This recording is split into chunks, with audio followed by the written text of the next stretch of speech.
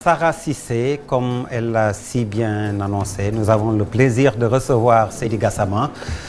Bonsoir Seydi. Bonsoir Ablaye, bonsoir à tous les téléspectateurs. Vous êtes le directeur exécutif d'Amnesty International. On va parler un peu, on va faire un tour d'horizon de l'actualité nationale, si le temps nous le permet. On va parler un peu du Mali également, de ce qui se passe dans la sous-région. Mais d'abord, ici, au plan national, le Front social qui se réchauffe. Nous avons la grève des enseignants, les ASP hier. Et aujourd'hui, nous avons également les agents de santé qui se signalent. Ce réchauffement du Front social, comment est-ce que vous l'analysez? Et particulièrement l'école sénégalaise où on parle déjà de sauver l'année scolaire alors qu'on n'est qu'au premier semestre. Oui, je pense que ce qui se passe en ce moment est très préoccupant, surtout en ce qui concerne l'école. Cela va faire bientôt 2 mois que les enseignants sont en grève. C'est vrai qu'il y a des pourparlers avec l'État, mais jusqu'ici, un accord n'est pas trouvé. Le ministre annonce une dernière discussion samedi avec l'espoir qu'un accord sera trouvé. Nous souhaitons vivement que cet accord soit trouvé. En tout état de cause, ce qui se passe en ce moment n'est que la conséquence de manque d'équité, n'est-ce pas, dans la politique salariale de l'État. L'État est l'employeur des enseignants, c'est l'employeur des médecins, des personnels hospitaliers, c'est l'employeur des magistrats et des gens des impôts et domaines.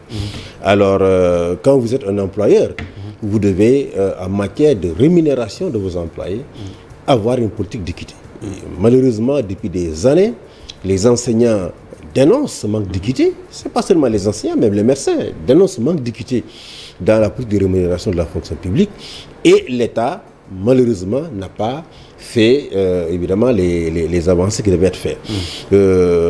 Les enseignants sont donc parfaitement dans le bon droit, même si cette grève, évidemment, porte préjudice, n'est-ce pas, aux enfants. Et les enfants des plus pauvres, parce que ceux qui ont les moins envoient les enfants dans les écoles privées. Donc, quel message vous lancez aux syndicats, finalement? Moi, je pense que si l'État prend des engagements fermes, il est temps que les enseignants retournent en classe. Que chacun lâche du lest. Il faut que soit mis en place un comité de suivi qui pourrait comprendre des personnalités morales. Je me rappelle du temps de Mme Abdadissi Dabakh, il arrivait qu'il intervienne dans ce genre de crise sociale pour donner sa caution morale à cela. Donc si l'État prend des engagements concrets, avec évidemment un deadline, un chronogramme accepté par tout le monde, des personnalités morales, religieuses de ce pays peuvent s'engager à donner leur caution quant à l'exécution évidemment de ces engagements-là, et que les enseignants puissent retourner en classe et permettre aux enfants d'étudier. Certains pensent, comme l'ancien ministre de l'Éducation, Khalidou Diallo, que nous avons eu le plaisir de recevoir hier, pensent qu'il y a des facteurs exogènes quand même qui influencent cette grève avec les élections de représentativité prévues au mois d'avril. Donc ce qui fait que certains syndicats se signalent et bandent les muscles. Oui. Il se pourrait que ce facteur soit également, que ces élections de représentativité soient également un facteur. Mais je pense que les revendications des enseignants ont été constantes. Depuis au moins 2 décennies, ce sont les mêmes revendications que les enseignants mettent sur la table. Vous ne pouvez pas avoir des fonctionnaires qui sont dans la même hiérarchie, avoir une telle disparité dans les rémunérations et dans les traitements que vous leur donnez. Vous créez des mécontentements inutiles et ce sont ces mécontentements qui ont cumulé à ce bras de fer qui malheureusement est en train de porter préjudice, comme je l'ai dit, aux enfants des plus pauvres. Ce ne sont pas les enfants des personnalités du gouvernement. Certains enseignants même qui sont en grève, leurs enfants sont dans le privé. Exactement. Donc, et paradoxalement, eux-mêmes font cours dans le privé.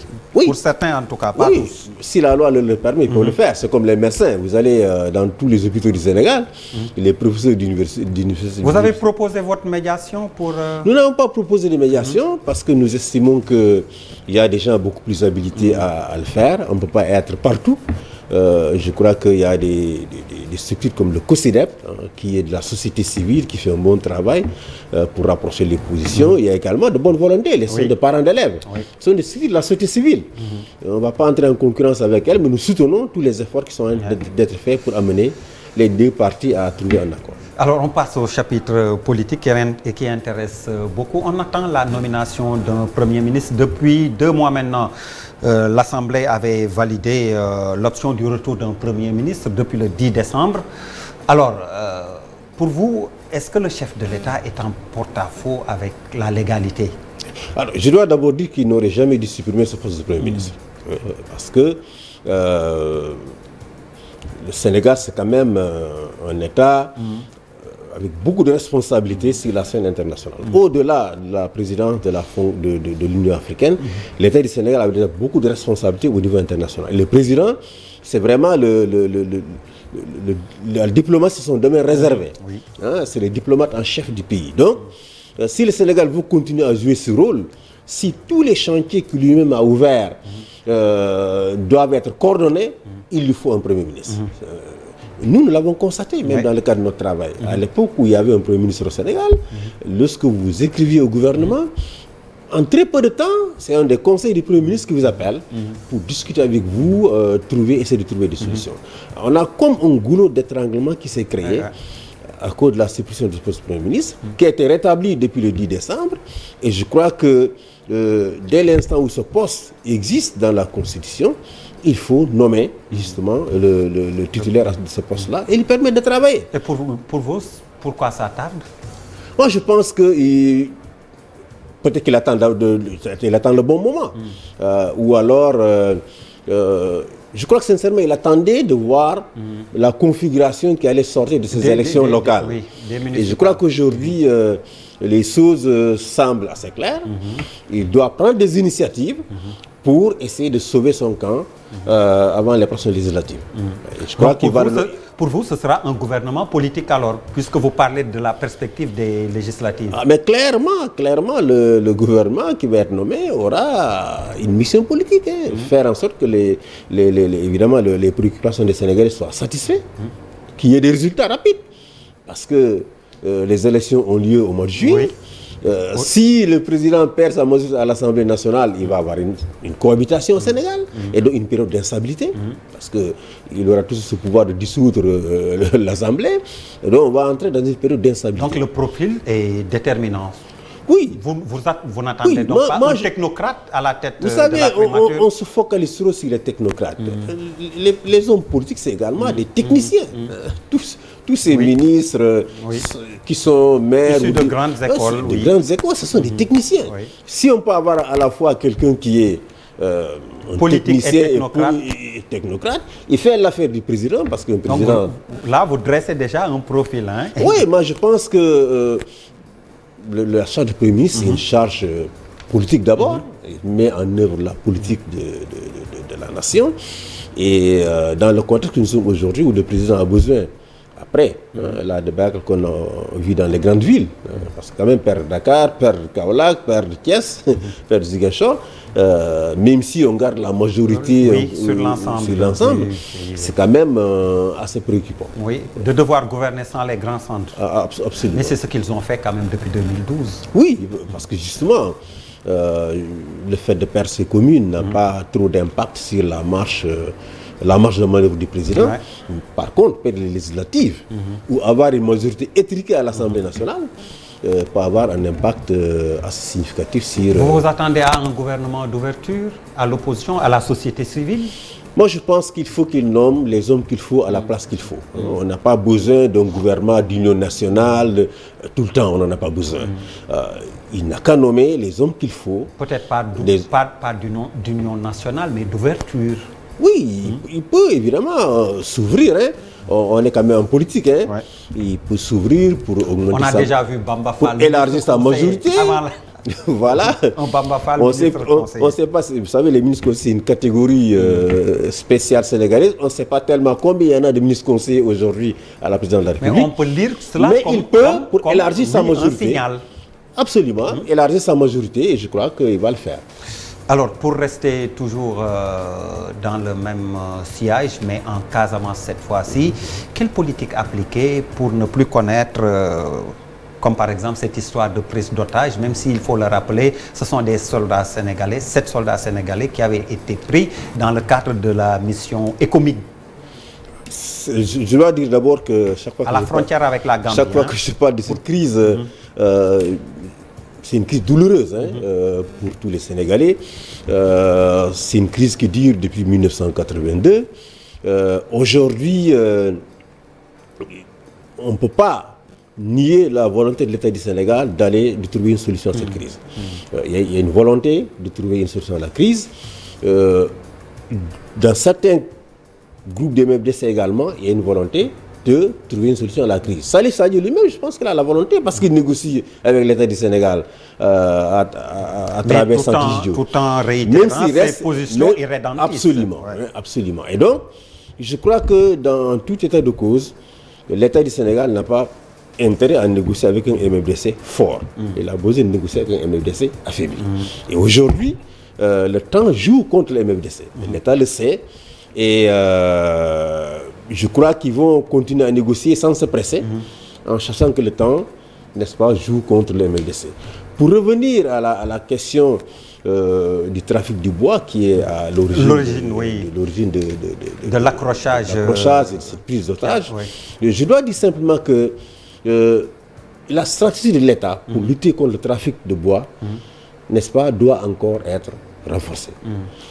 Vous savez, le bois, il est coupé en Casamance, il est écoulé en Gambie.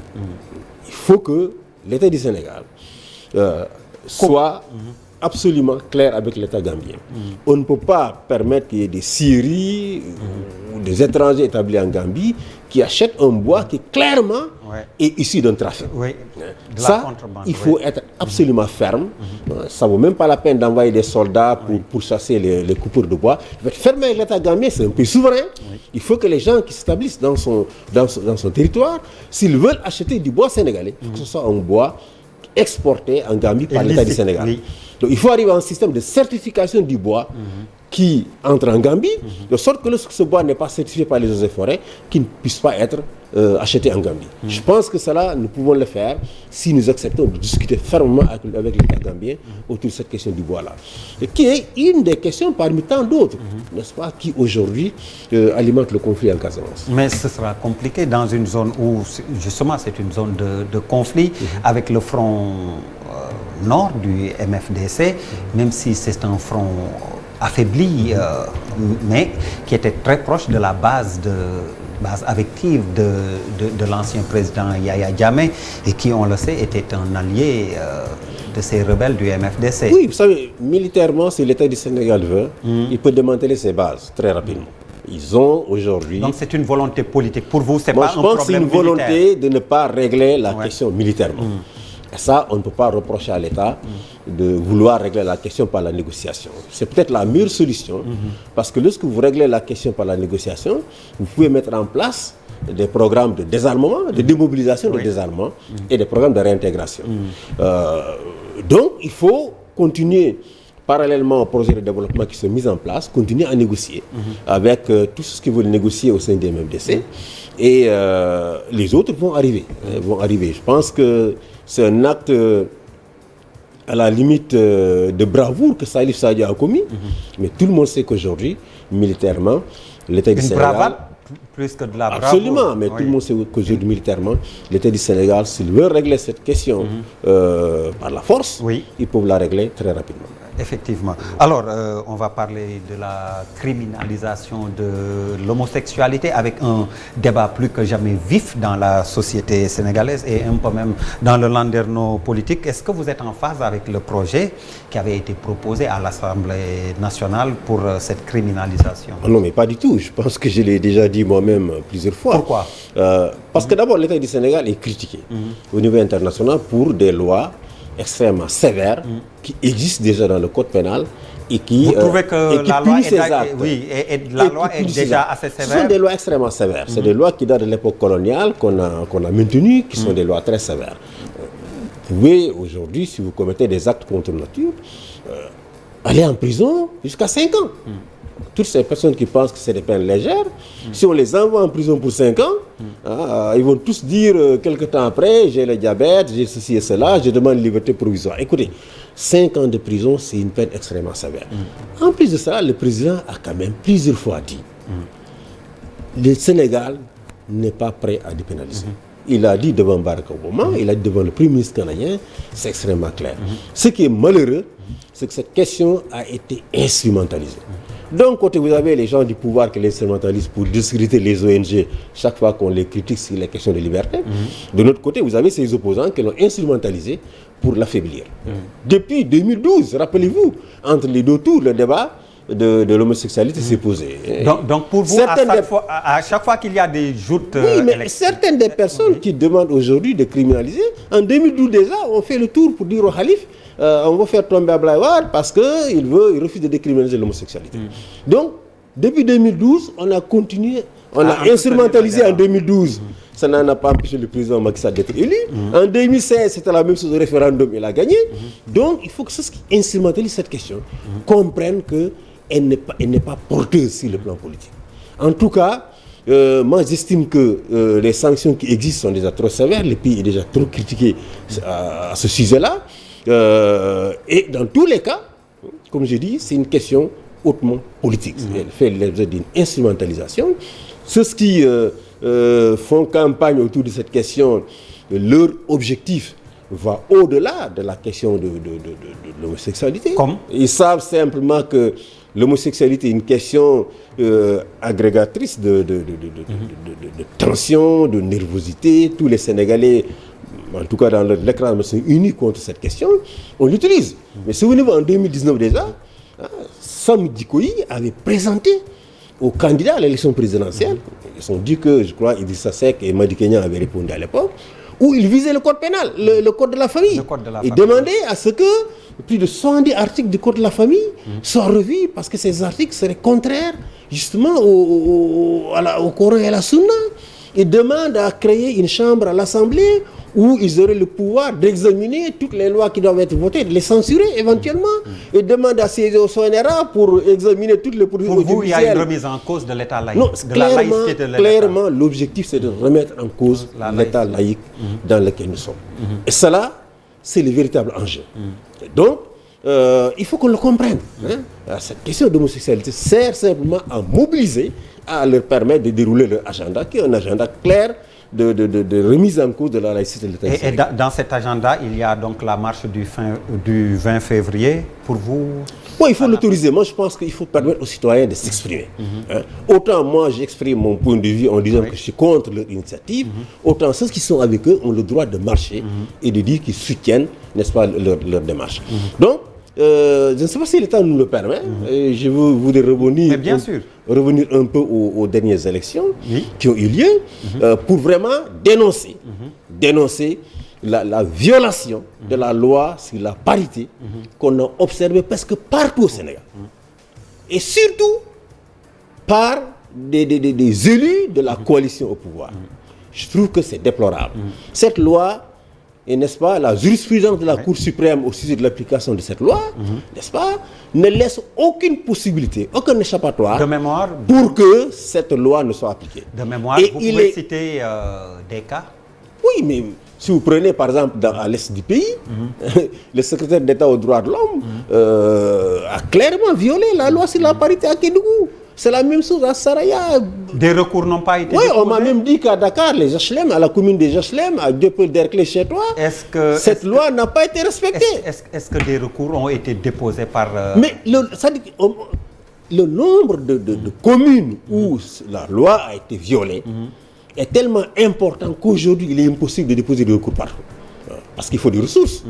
Il faut pouvoir agir vite. Il y a des délais pour faire ces recours-là.